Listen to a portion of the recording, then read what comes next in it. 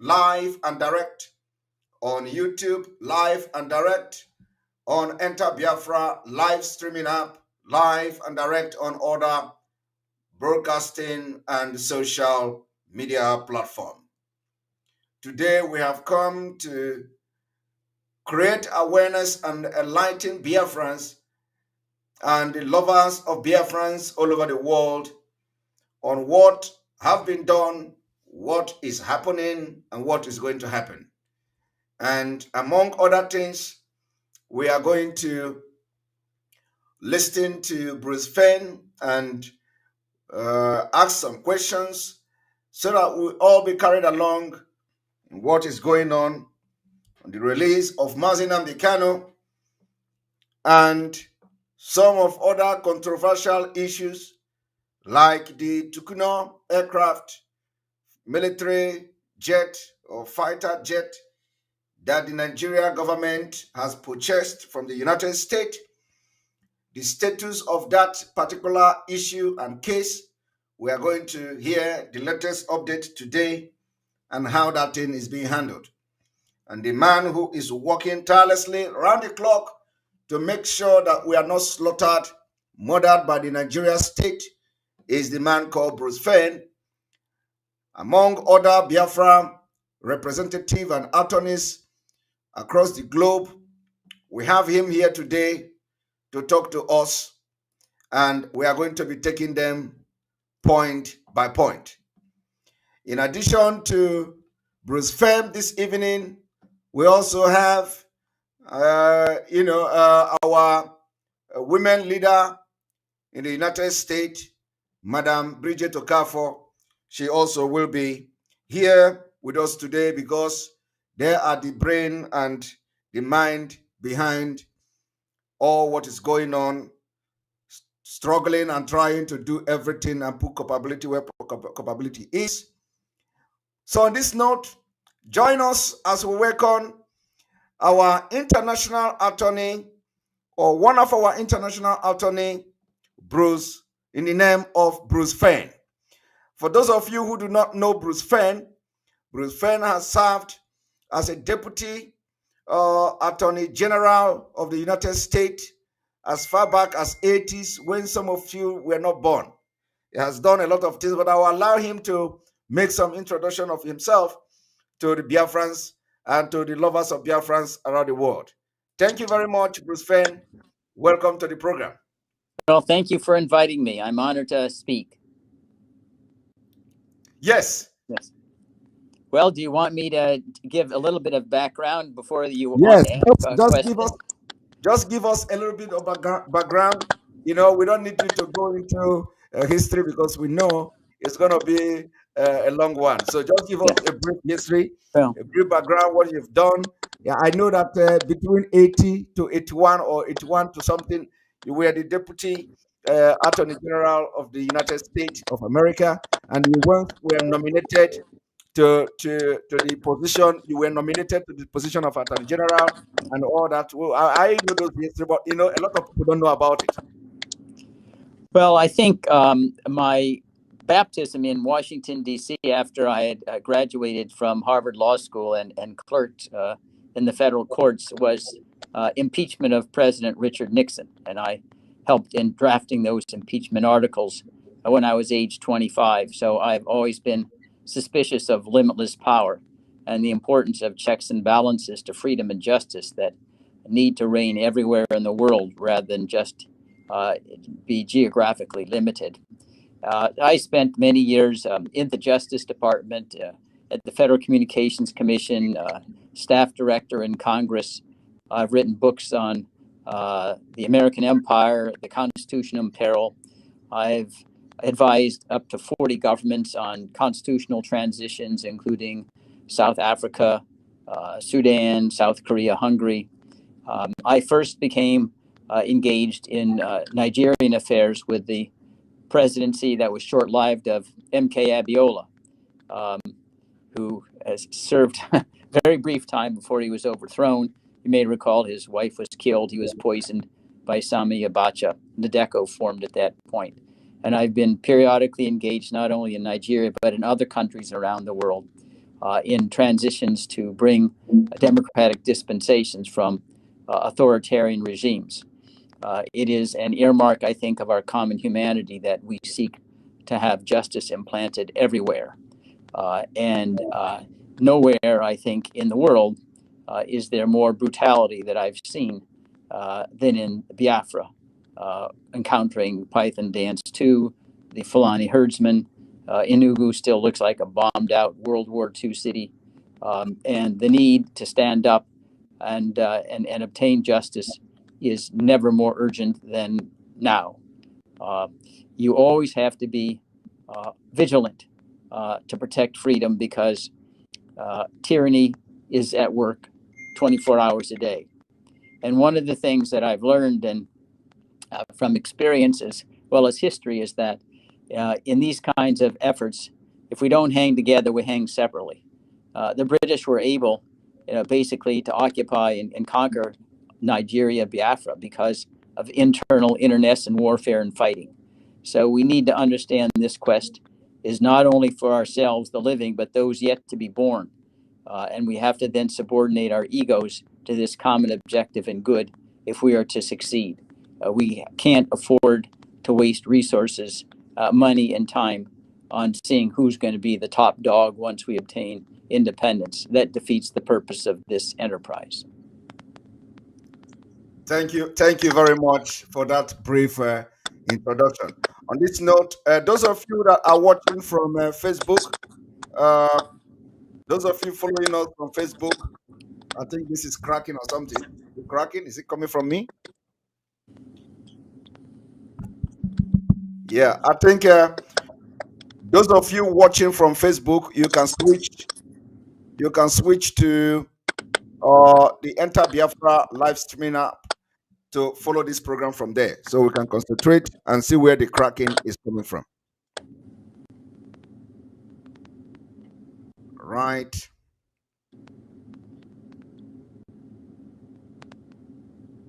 On this note, we are going to introduce the woman leader, Madam Bridget Okafor. Madam Bridget, welcome to the program. Thank you very much. Good morning, good afternoon, and good evening to Biafras and all lovers of freedom. You are all welcome to this program today. Thank you.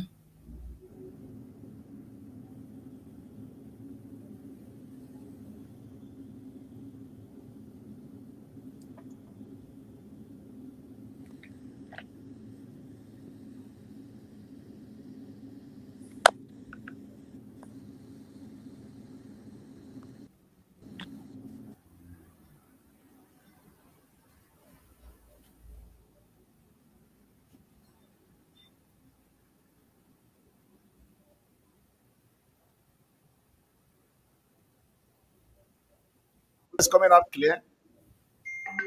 Yes, I can hear you. All right. All right. So I believe that there were some issues with the mic, but I think it is better now. So our viewers, what do you think about the mic? Are you hearing my voice? Hello. Is the sound okay? I can hear you. Yeah, I'm asking the audience. Okay, can they talk without you unmuting No, them? yes. Some people, I'm at least reading the comment from them. So, Can you hear me and now? Bruce Fem should be here. Yes. One moment. One of those things. Okay, Yes, Now, it's okay. They yeah, said the yes. audio is working now. Yeah.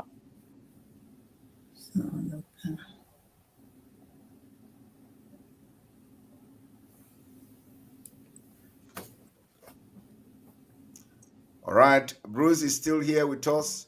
Yes. He's going to appear in few seconds from now. If he's not already is on the screen, but I can't see him here.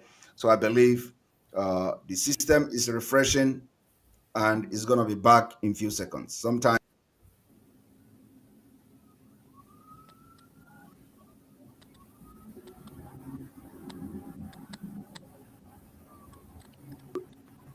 All right. So on this note, without wasting any of your time, we are going to go straight to the point.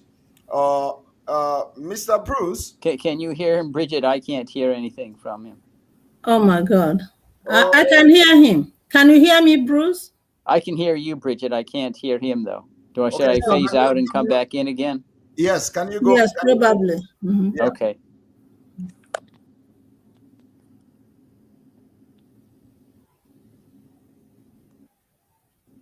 All right. Once we start, we start. So it's not going to be. Once he come back now, I think we're good to go. Okay. All right, Mr. Bruce, can you hear me now? Yeah, I can hear you now. Correct. All right. All right. Great. Great. Sorry about that. So, we you just explained what you've done in the past. Of course, this is just a very brief background. But now, let me ask you straight a question because a lot of people are worried. We know that the United States of America sold Tucano aircraft to the Nigeria government, and as a result of that, Biafrans were worried, and you were consulted for to take action against the purchase of this Tokuno aircraft. I think that was in June of 2021, and within that period between June and now, we've read a lot of stories, a lot of headlines, coming from the purchase of that Tokuno aircraft. On July, you filed a lawsuit against the United States Secretary of State. You filed a lawsuit in that same lawsuit against the Secretary of Defense, Austin Lloyd. And so this lawsuit you filed was made public, and everybody, read the news in so many news media, like Sahara Reporters, Washington Post, and all that. Now, we understand that as a result of that lawsuit you filed in August, the U.S. Secretary of State, Blinken, was summoned to court to respond to your lawsuit, and this was because it goes because of the Leahy Amendment that prohibit the any country from using U.S. Weapon to kill innocent people and all that. Now we understand that in October, the United States of America, as a result of that lawsuit you filed, the United States of America sent a memo to Nigeria government, reminding them of the terms of the sales of this Tokuno aircraft. So, could you give us a little bit update? What is the Yes.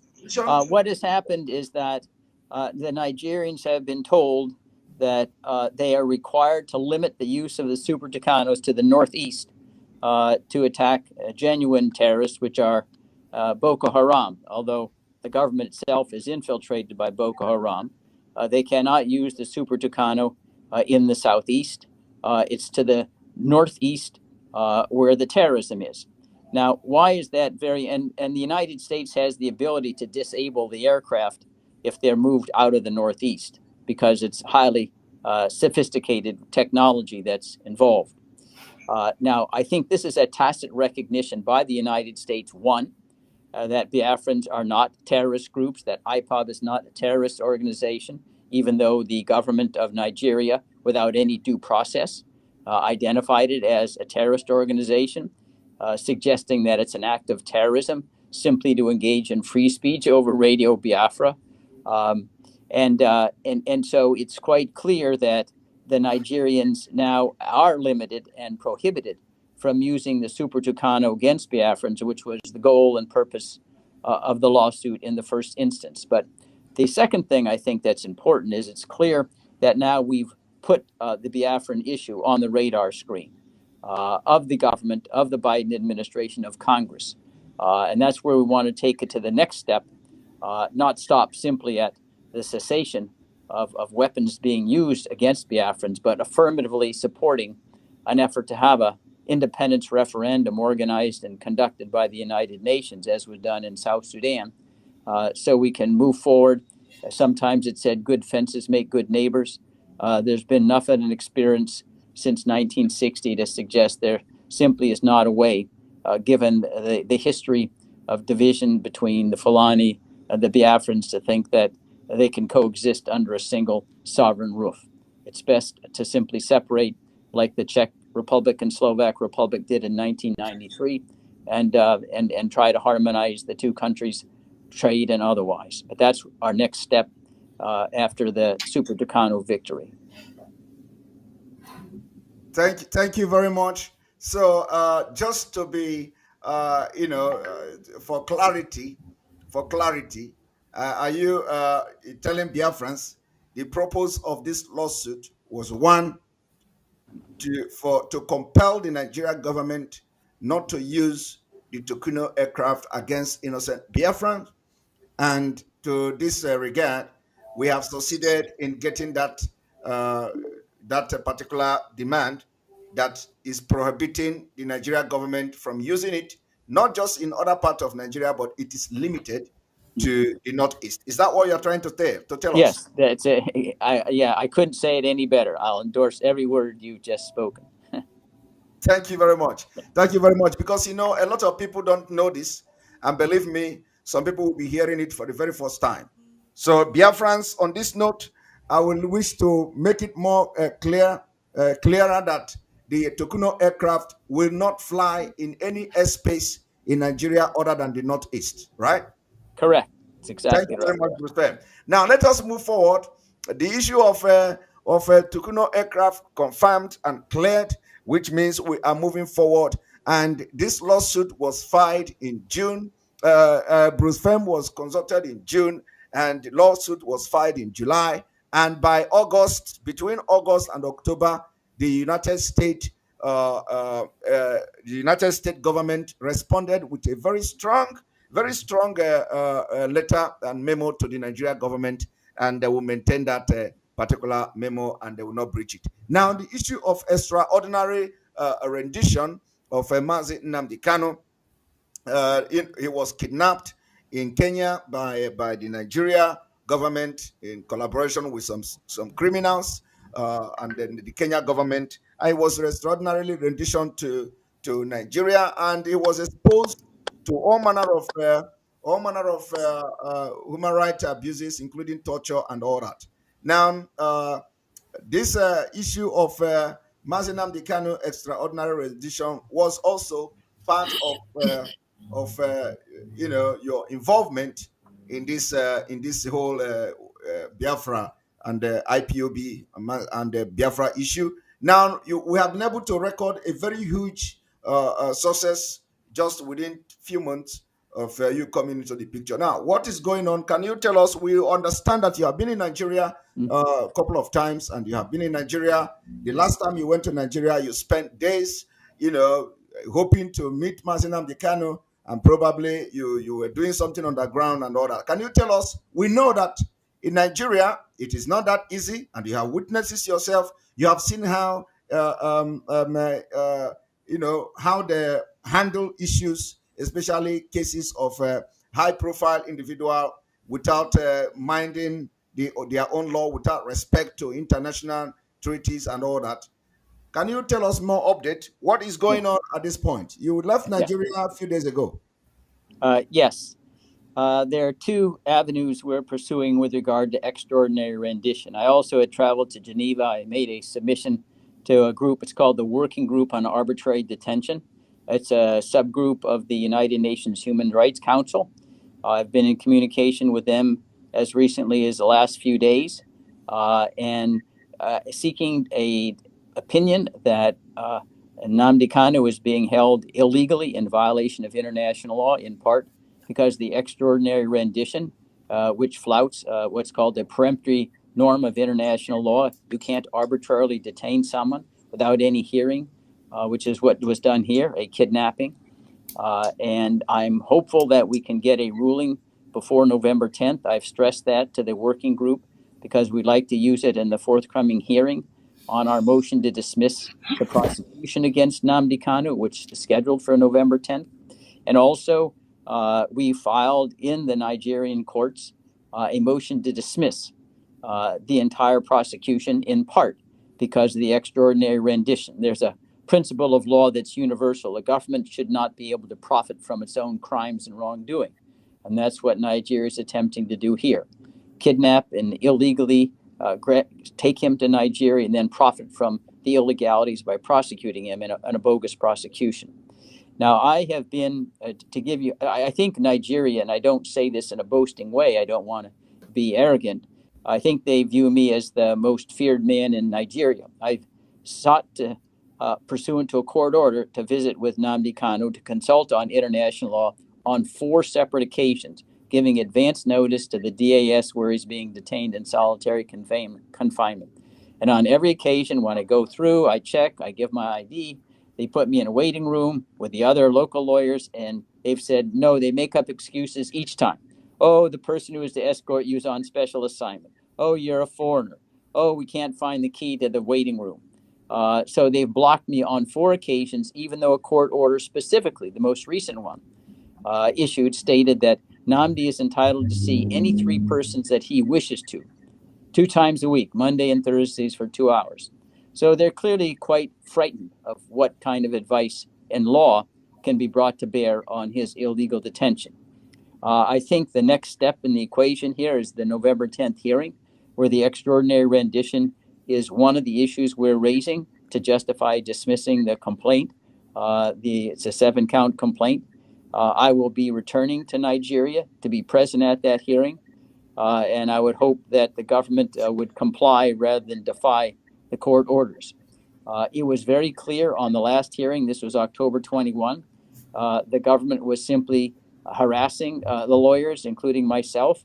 They blocked all the roads to the courthouse, so we had to walk 1.5 miles to just arrive at the court complex. It was surrounded as though it was under military siege in order to get through, to get into the courthouse whatsoever, to create an atmosphere of intimidation. And that is simply not consistent with the rule of law. And it's clear that the DSS believes that it's superior to the court's orders and simply ignores them when it wishes. That's why, among other things, we're seeking to have Nnamdi transferred to the regular prison population where he can visit with his lawyers without restriction, and we can actually use pencil and paper and notes in the communications. At present, even when you have access to Nnamdi Kanu with the DSS, they don't even let you to bring in a pencil. You can just talk. You're expected to memorize every single word in a 2-hour conversation in their effort to compromise his ability to defend himself. So that's where we are on that score right now. And we just need to be persistent. We're not going to let them get away with trying to bury this. In addition to the court proceedings, I've had perhaps a dozen interviews on TV with local counsel, sometimes by myself, explaining the proceedings, trying to elaborate on why it's so important for the rule of law and for the freedom, really, for all Nigerians. This is not, in some sense, only about Biafrans, although they're the brunt of the genocide at present. Really, now, no one really has freedom in Nigeria because the government simply acts at whim. Everybody's, in some sense, in jeopardy. And we need to bring a new dispensation to Nigeria that makes sure that everyone can live in peace and harmony. We don't want to have vengeance. We don't want retribution against any particular group. But Biafrans have a right to self-determination, just like any other peoples who are undergoing decolonization, indeed consistent with the United States' own Declaration of Independence. The governments are legitimate only if they're elected by the consent of the people. Thank you very much, Mr. Bruce Fein. Sorry, that our mothers in the U.S., they ran to you, they contracted you for this job because they could not find and see their son, Mazi Nnamdi Kanu. As I'm talking to you, they are very worried. They are very worried, not just because Mazi Nnamdi Kanu is incarceration. They are very worried that also you were unable to meet with their son, which was the primary purpose. So can you explain to them, because we know it isn't just about meeting with Mazi Nnamdi Kanu. I understand that you have worked very closely with the local attorneys, with the attorneys in Nigeria, with the lead counsel, with the special counsel.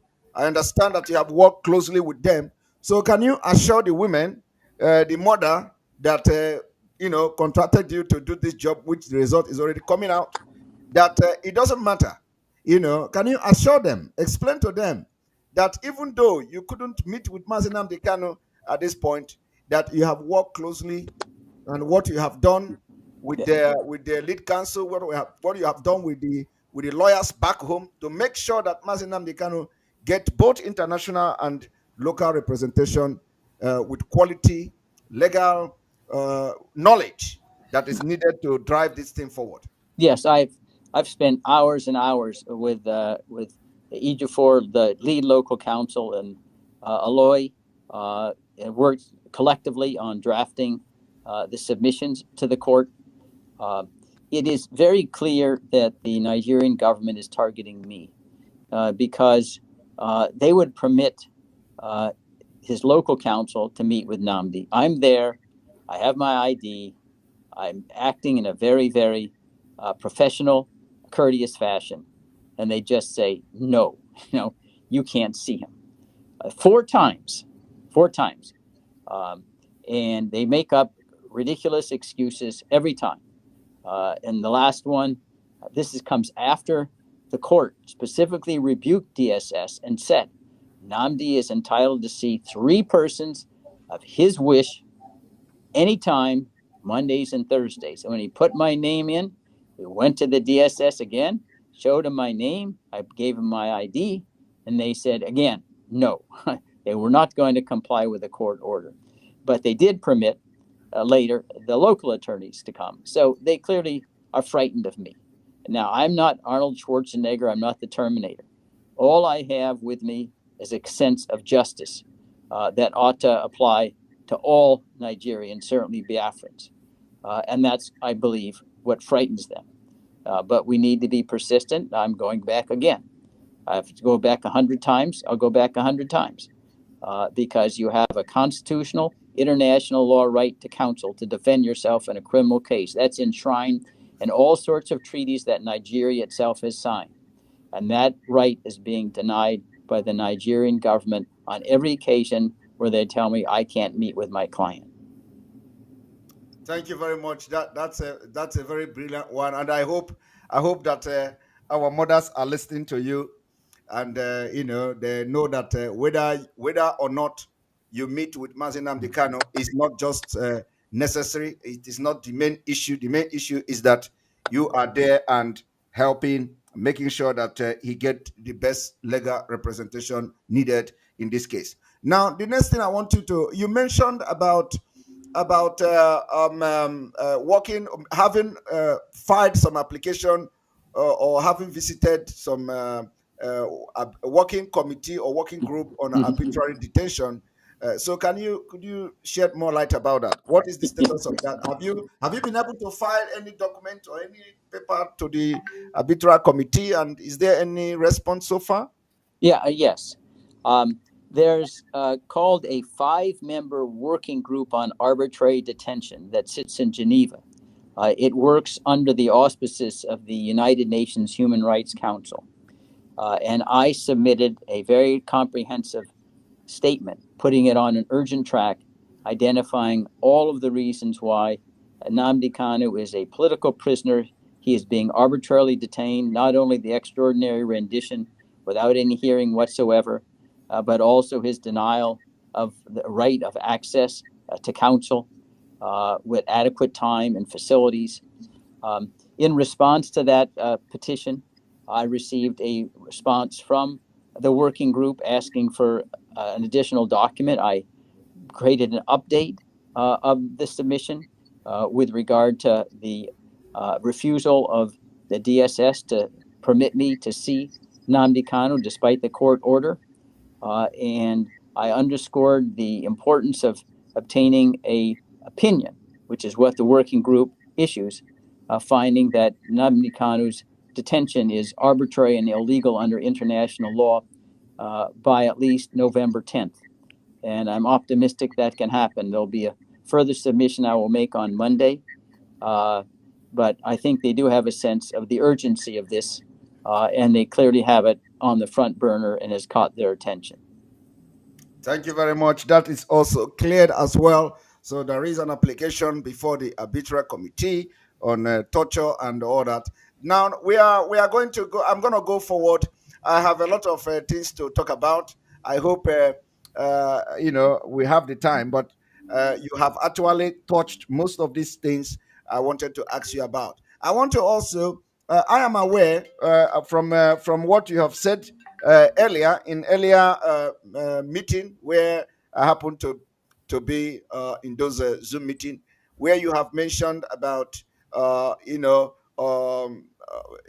being going into or embarking on a bilateral dialogue with friendly nation to persuade them to file a complaint at the ICG against Nigeria on genocide being meted on Biafrans all over Nigeria. So, could you also give us what is the status and what is there any update from this particular? Sorry, because my question is not just ordinary question; it's gonna be a comment and then question. Because I need to explain to people, the viewers, with a very primary, coming down to a very secondary level or primary level for them to understand. Because this is very important and very imperative at this point that we know what is going on, what is really going on, and what you have done. So Yes. you mentioned having embarked on this bilateral, process to make this nation file some kind of case against Nigeria for genocide. Can you give us update on that? Has anything been filed so far? Yeah. No. I think some background may be useful to the audience. There's a court called the International Court of Justice that sits at The Hague in the Netherlands. It was created by the United Nations Charter, to which Nigeria is a signatory. And the jurisdiction of the ICJ extends only to suits brought between nations, not against individuals or by individuals.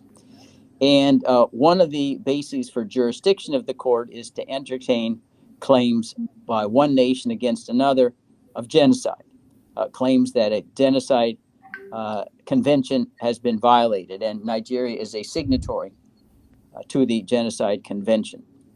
And recently, the Gambia sued Myanmar in the International Court of Justice based on a claim of genocide against the Rohingya in Myanmar. They won some earlier skirmishes. So we had decided, based upon our contacts and what we think would be diplomatic receptiveness to the idea, we approached Greece and made initial feelings to Israel to see whether they would be willing to file a genocide suit against Nigeria in the International Court of Justice.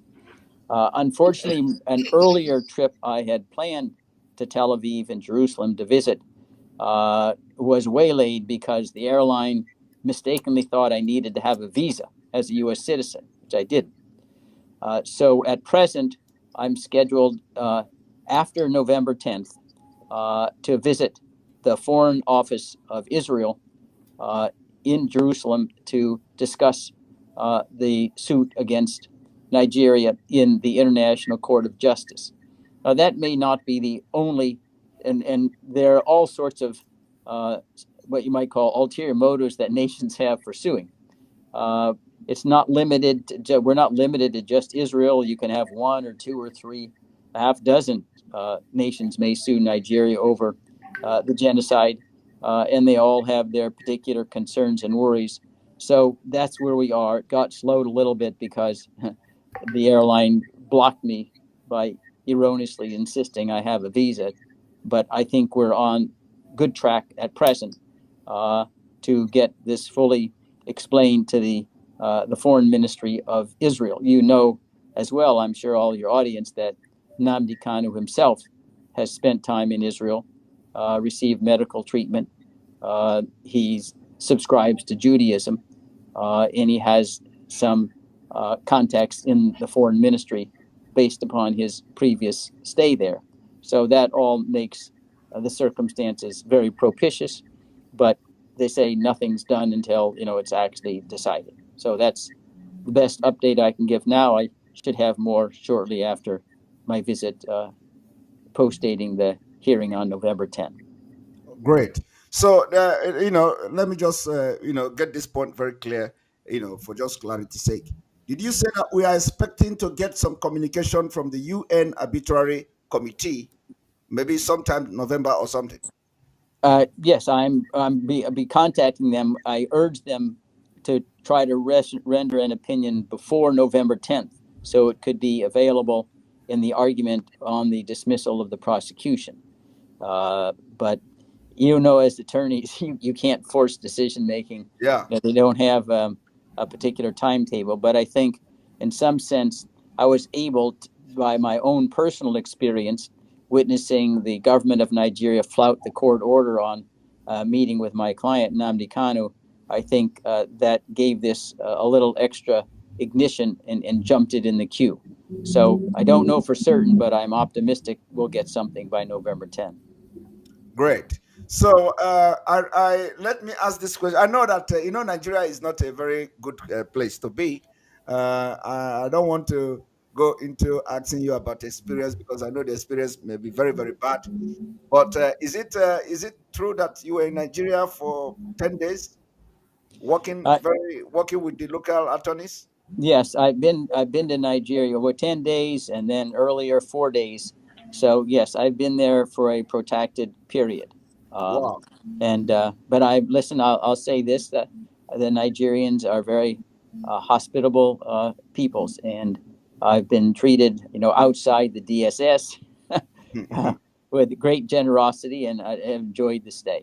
But I have to say, it's a long journey, and it's like 18 hours when you take Ethiopian Airways.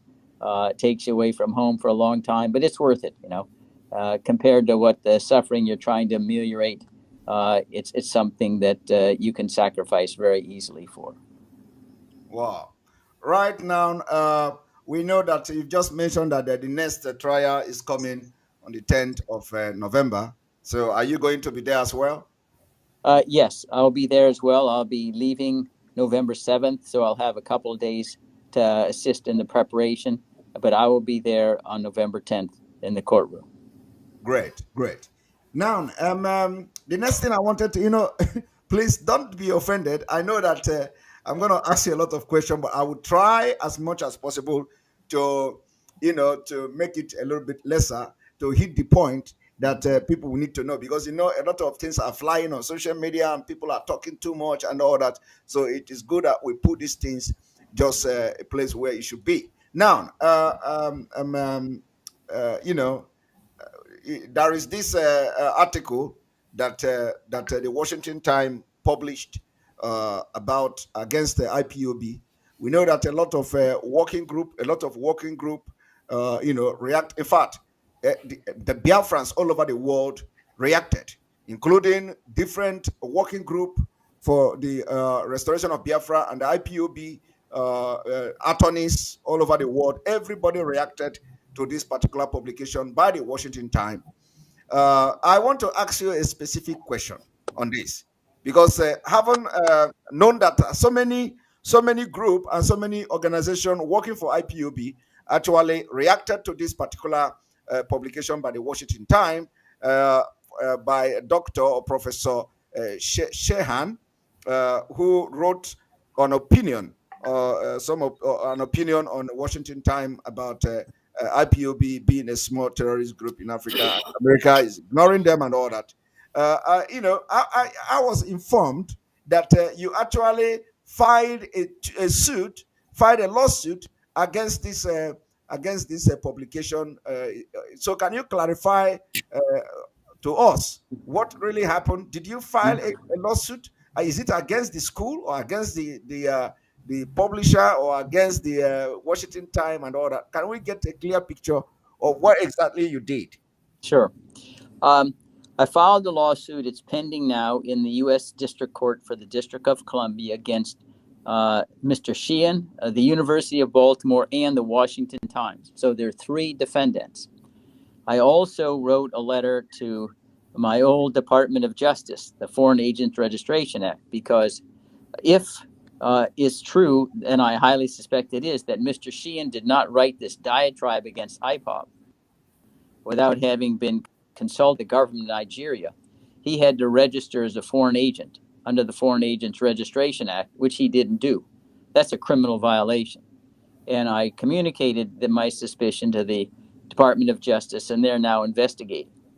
Now, we have filed the lawsuit, and if the lawsuit alleges, which I think the circumstantial evidence is overwhelming, that Mr. Sheehan wrote this polemic against IPOB, urging the United States, which they're not going to do, to list IPOB as a terrorist organization because he received some money. He was paid off by the government of Nigeria. We also believe that he was able to use his affiliation with the University of Baltimore, which ordinarily would be withheld on such what I would call an unprofessional opinion, which is based on virtually nothing but lies, uncorroborated, fanciful assertions that Biafrans chop off the heads of babies with machetes and bury them without any identification of time, place, or manner. That the University of Baltimore probably also received some compensation or money from the government of Nigeria to permit the affiliation to be used. And the Washington Times, almost immediately after the article appeared, I wrote a letter to the editor, to the Washington Times, pointing out all of the misstatements, that the real terrorist was the government of Nigeria, not Biafrans or IPOB. I immediately got an email back, and I showed this to Ben, who's on the program with me. And they said, we'll publish your letter tomorrow. Well, it never got published. I've been in the news business for 40 or 50 years. That doesn't happen unless somebody higher up decided to kill the letter to censor it.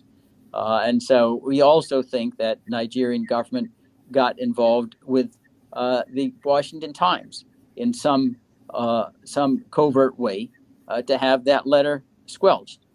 After I had been told, and I've never had a letter when the publisher says we're going to publish something killed afterwards without any explanation at all, unless there was some intercession, by a third party. So that's why we added the Washington Times, because that letter wouldn't have been quashed if the Nigerian government didn't intercede to try to get it quashed.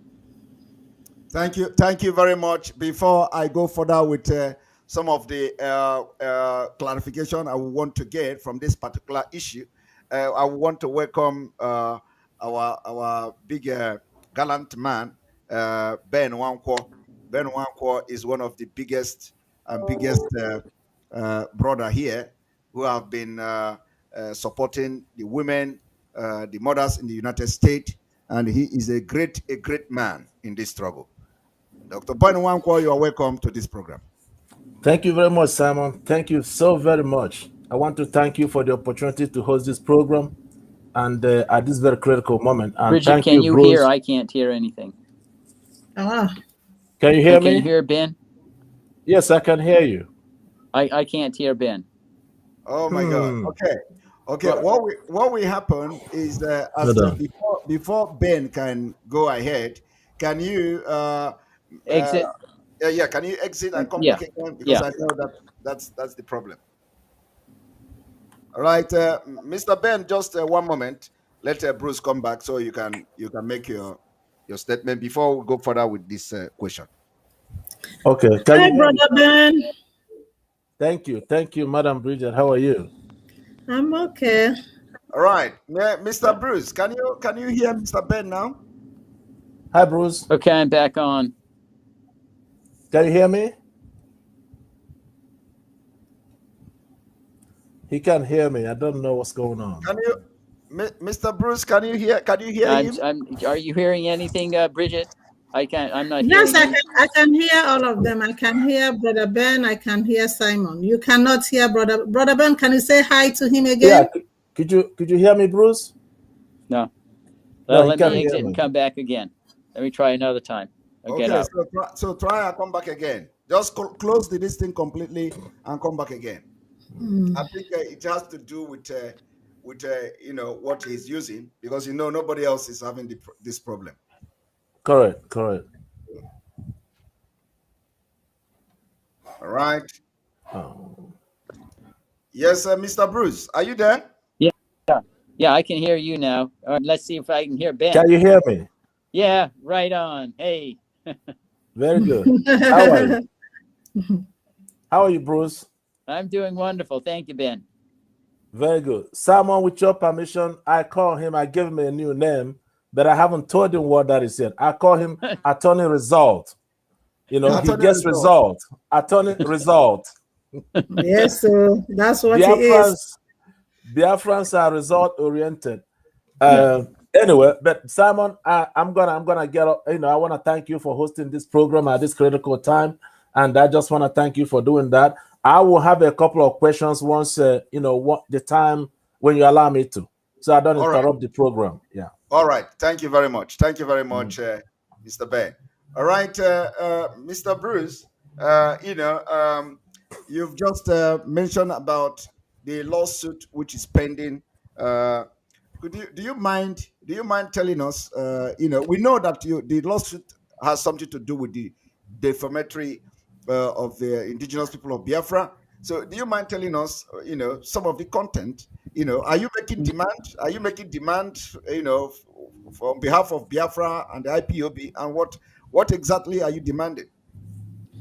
The demands, we want at least $50 million in damages, plus a retraction that's publicized with the same prominence of which the initial allegations were made. The gist of the article, which was quite terrible, was really a recitation of alleged massacres that Biafrans had perpetrated against the Fulani. It said chopping little babies' heads off, attacking security personnel. There's never any specific time, place, manner. It's all at a generalized level that is an earmark of someone who doesn't know what they're talking about, saying that it's critical that the Secretary of State list IPOB as a terrorist organization. So I have 21 counts of defamation that are in the complaint, and we're asking collectively, because we believe this was done maliciously, what's called punitive damages in the eyes of the law, at least $50 million in payment, and equally important, a very prominent retraction that these were lies.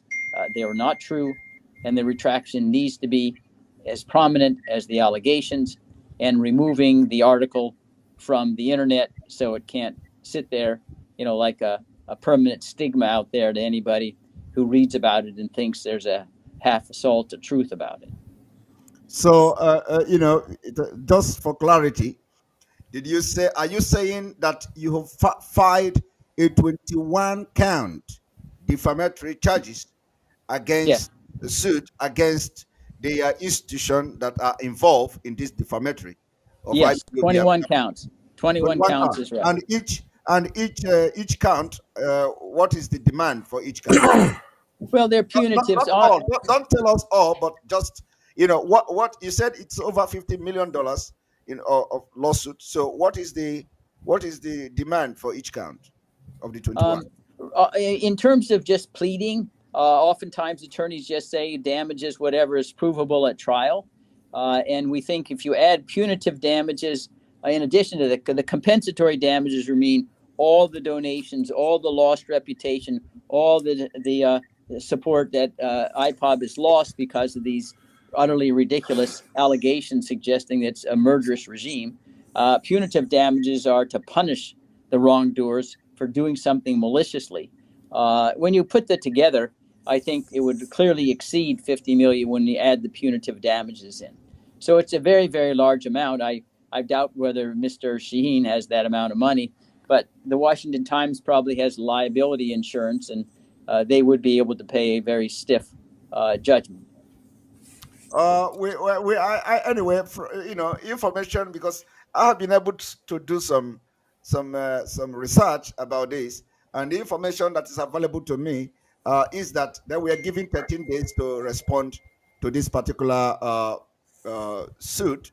So, have you been briefed, or have you gotten any response that they have responded so far? No, they've not. Under the federal rules, there's a 21-day response time, but they still have a couple of weeks to go. But at least at present, total silence. Which I say, and kind of jumping around here, under the working group in Geneva, the federal government of Nigeria, the foreign ministry, has had a long time to respond to my submission on the arbitrary detention of Nnamdi Kanu, and typically complete silence. I often say that the Fulani have two words in their vocabulary: violence and bribery. And once you get beyond those two words, they're totally inarticulate.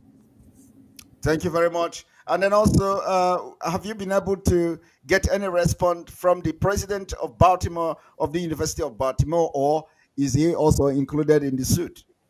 No, the president himself as an individual is not included in the suit. I did write a separate letter to the president asking that they undertake an investigation of Mr. Sheehan to determine whether his conduct was consistent with the professional standards and integrity required of University of Baltimore personnel.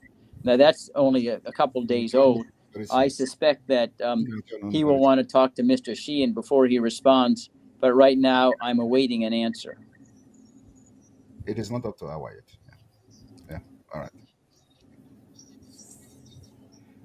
Yeah, but here is just 5:58. Yeah. But I will soon be there. I will soon be there. Mm. Yeah. All right. Sorry for that interruption. That's another important call. Sorry for that interruption. Now, please, Mr. Bruce, this particular issue I have just discussed here today, there is, we understand a lot of things are being said all over the internet. You've known Nigeria, you've been to Nigeria before. This is not your first time of dealing with issue concerning Nigeria, and so you are quite very vast on issue or about Nigeria and how corrupt the country is, and most of the politicians and all that. What assurance? I know that nobody, an attorney, will give assurance that anything is going to happen or guarantee of anything. But I want to go overboard. I want to ask you, what kind of assurance are you giving to our mothers who are now putting a lot of trust and hope in you, because believing that you are going to deliver in most of those things that we have just addressed today, and maybe other things that are to come that are yet not in the pipeline? I can't make guarantees because I don't control what other people do. Yes. What I can promise is that I'm unstinting in my efforts. It's tireless, it's sleepless. I spend virtually every day. I stay a lot of time away from Washington, D.C. in this cause. And to the extent one human being can advocate for justice, to that extent, that's what I spend my life doing here. And I don't intend to stop until I'm able to walk down the streets of Enugu and see a capital city there, the capital of the new state of Biafra. And until that comes, there will always be work for me to do. Thank you very much. Thank you very much. I think I would. I am quite satisfied so far, and looking forward to have another one-on-one program with you as we move forward. Yes, I thank you very much, and it is the honor to have you here on this program today. We are going to keep our fingers crossed. On this note, I will allow Ben, our big guy here, to make some comment and ask some questions. Brother Ben, as you are moving forward, remember that we have fundraising going on now, which I have to also attend. And I'll be very brief. I'll be very brief, Simon. All right. Thank you very much. Thank you very much. Real quick, Mr. Fein, Could you explain to Biafrans how the resolution we are seeking for, how is that parallel to the dissolution of Czechoslovakia in the Central Yes. Europe? Yes. The parallel is that what we want is a formula that is nonviolent. We're not seeking any kind of warfare, threats. Czechoslovakia, they divided. They decided that the Czechs and the Slovaks simply had different histories, different cultures, different values. And so they peacefully resolved to divide the country. They divided liabilities, they divided assets, they divided government agencies, and they've gone their separate ways. They obviously trade with one another. And that really is a model that can be done in Nigeria. It doesn't, and we don't want violence. And there's no reason why, even after countries separate, that there can't be close ties. I often remark the United States became a very close ally of Great Britain after we won the Revolutionary War. And there can be close trade ties and many, many other ways in which there can be harmony. But it's better to recognize reality rather than to blink reality. And it's clear from the long history, it isn't just from 1960, it goes back to 100 years or more, that there simply is not a compatibility that would between the Fulani and the Biafrans that would enable them sensibly to live under one sovereign roof, as opposed to separate roofs, but then dealing with one another, at an arm's length adult relationship. Thank you, Bruce. Because ever since you told me about that, I have my own copy, and I have already started to read that. Just to get more information. It is very clear and very important that our people understand that we are not seeking for war, we are not seeking for violence. Nobody has to die. We do not hate the Fulani people. I believe personally that majority of the Fulani population, that they want peace. They want to live in peace with their people, enjoy their tradition and their culture. They're different people, and there's nothing wrong with being different. So that was why I asked that question. And my second question is this.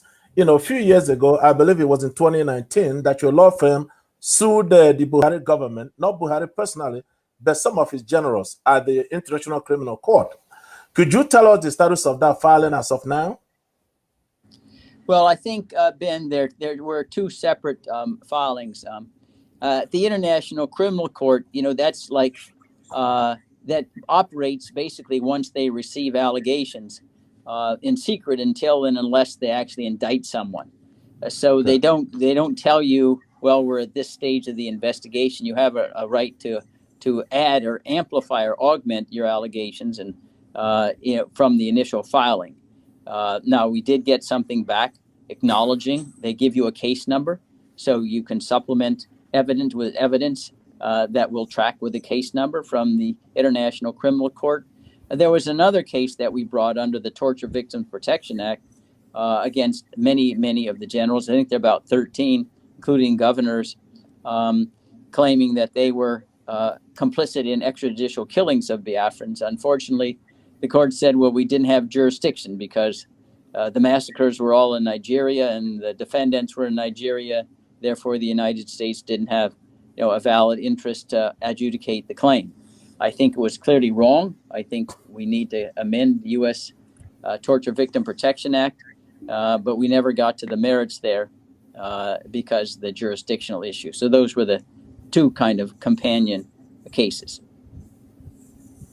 Wonderful. Well, thank you very much for that education.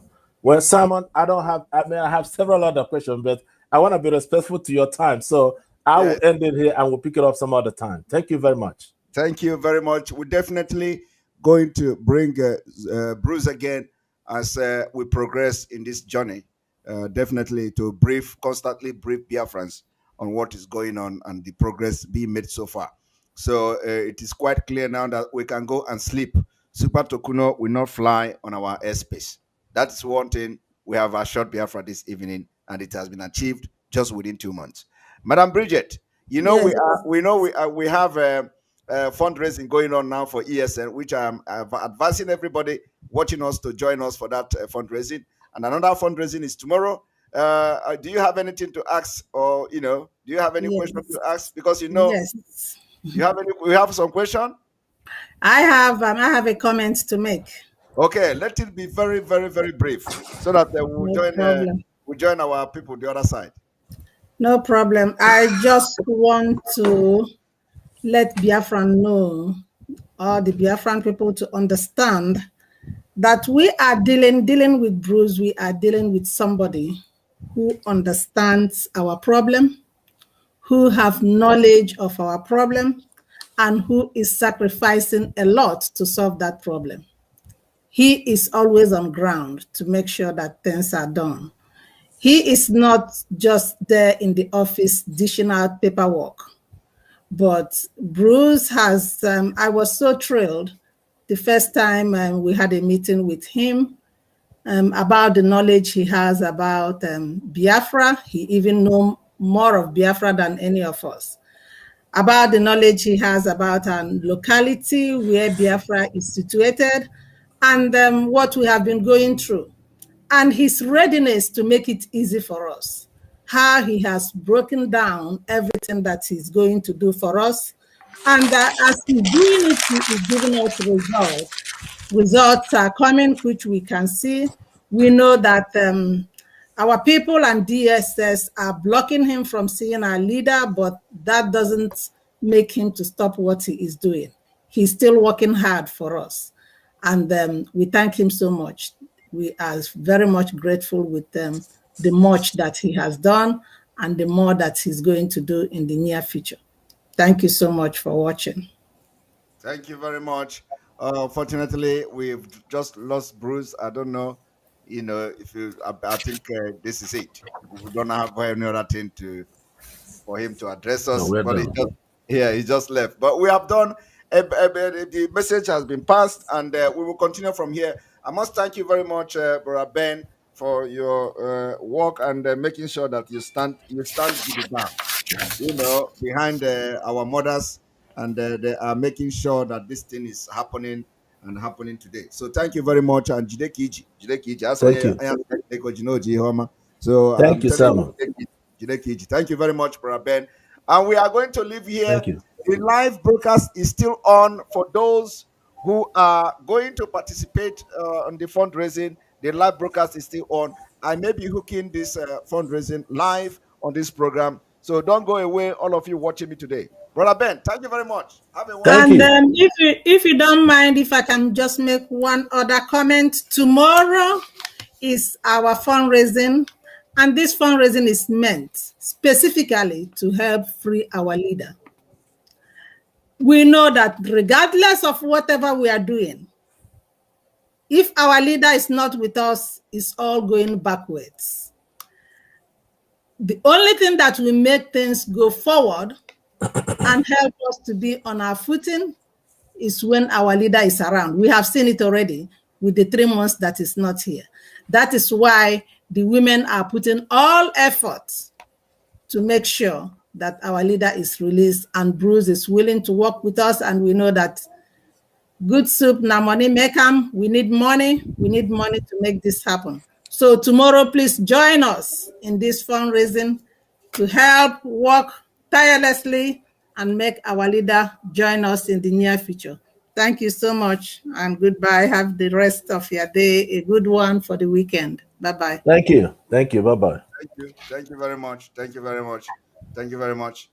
All right, viewers, we are now switching to fundraising of ESN. Very, very important.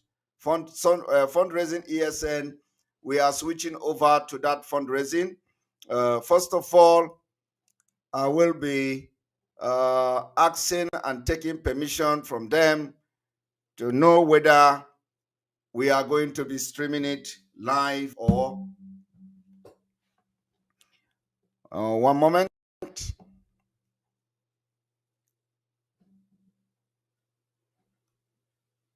Record progress. Of this fundraising, I know. I know we took you on our way, so you continue. Oh my goodness. Okay, no problem, no problem. I'm here. So, Simon is here. Yes, I am here. Before I am here. Yes, we just finished. Finally. Yeah, finally. I am sorry. I am still live. Oh, please. So I want I want to ask. I want to ask. Are we going live with this fundraising? Yes. Should we go live? Okay, yes, so that people will understand. I'm going to be sharing it now. So I apologize for coming late. We are always there and there. So I think nothing spoiled. It's always good to see you, Maz, this time. But I tell you, I've been watching you. You're doing a great job there. Thank you. Yeah. All right. We are going to go live now. One moment. Okay. All right. I haven't said okay. We are going to go live now. Those of you. Do I say something before we go live first? Yes. One moment. Let me say something before.